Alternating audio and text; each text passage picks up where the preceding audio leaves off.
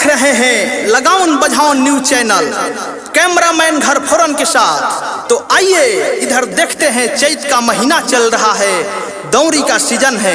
अरे ये क्या, इधर दौरी नहीं कुछ और ही चल रहा है।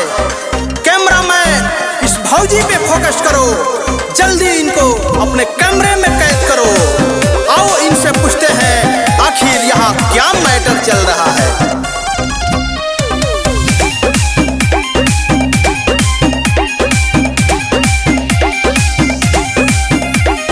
काहे होता हाला खेते में भौजाई, हो ये जमोडर की गेहूं दवाई। ए भौजी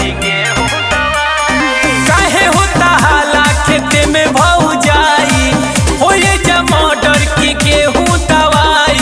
लीना होई माइक बोली गलती बाके कर। एक सेकंड साफ साफ बताओ, तू देवर से दवाई बुकी मरद से? हम देवर से दवाई ना मनबे। मरदा के थ्रेसर में, मरदा के थ्रेसर में बना परेशान। के खियावा काजू के सर, देवरा के नया बहावे हो रे सन। मरदा के थ्रेसर में बना परेशान। के खियावा काजू के सर। भाई से भाई के लड़ावतारू हो, भरही मेला बड़ा बढ़ावतारू हो। भौजी कौन दवारी करावतारू हो? भौजी कौन दवारी करावतारू हो।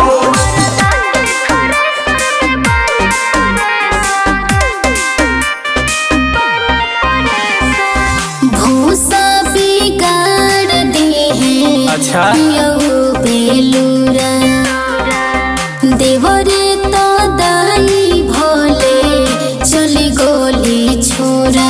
मने मर्डर करैबे का? महरत के दौरत बढ़ावते हैं बाड़ू, देवर के सर पे चढ़ावते हैं बाड़ू।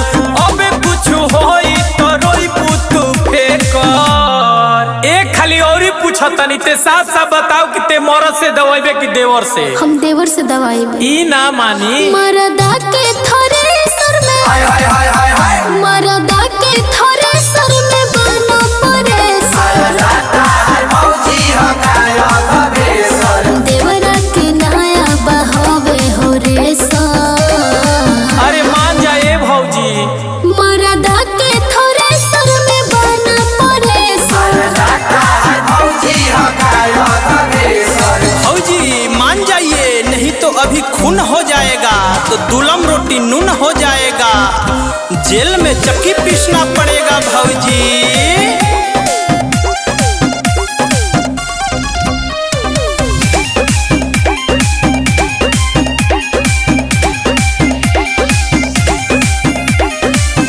देवरा के मशीन डठावा, हाय हाय खींचे। ई बात बा। पियो के फांस जाला जाइए के बीचे। ओकर पति टूट गइल बा का हो? लागे उड़न छू चिड़िया बाड़ू, देवर के जाते तू भिरिया बाड़ू। दुर्गे समादेश ताहार बुझी गइले नेचर। एक खाली हम अंतिम बार पूछतानी कि ते देवर से दवाइबे कि मरद से? हम देवर से दवाई ना मनबे।